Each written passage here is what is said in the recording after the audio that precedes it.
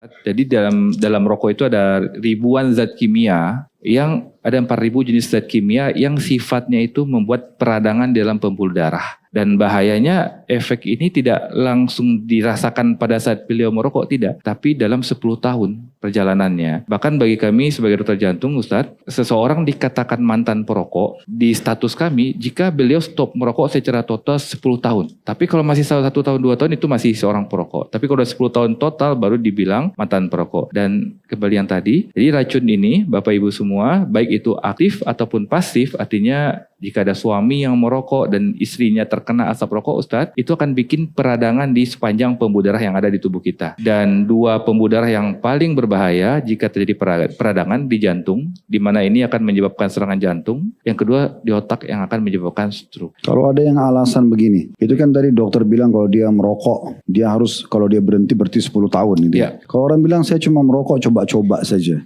sekali atau 2 kali, ada efek nggak? Pasti, Ustadz. Seperti apa persentase efeknya? Supaya nanti di sini kalau ada yang mau coba-coba dia juga tahu efeknya.